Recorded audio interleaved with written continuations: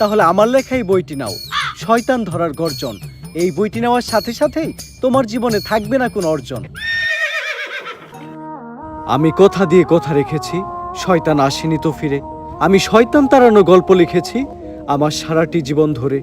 আমি অন্ধকারে মোমবাতি জ্বালিয়েছি, তবুও পাইনি ভূতের খোঁজ। আমি ভূতের অপেক্ষায় ছিলাম, ভূত নিজেই হয়েছিল নিখোঁজ। শয়তান ধরার গর্জন, পৃষ্ঠা নাম্বার চুদলিংপং। বাবা এটা তো মন্ত্র না, ছন্দ কইলেন। মার্কেটে আপাতত ছন্দই চলে। বাবা বইটা একটা আমারও লাগবো, দাম কত এটার? মাত্র 1000 টাকা। ইয়ে 1000 টাকা দিয়ে আর কিনুম? 1000 টাকা হাতে নিয়ে ভূতের ডাক দিলে ভূত নিজেই চাল চলে আয় পড়বো। 1000 টাকা দিয়ে বইয়ের দাম, এই বইয়ের বিশেষত্ব কি? এই বইটা আমি আমার নিজ হাতে লিখেছি। দেহি হাতের লেখা এত খারাপ? দেহি এই বইয়ের প্রথম পৃষ্ঠায় কি লেখা? মানুষকে ভোদাই বানানোর 100টি উপায়। 1000 টাকা দিয়ে 120টার এই বইটি নেন আর ঠাস কইরা ভোদাই হয়ে যান।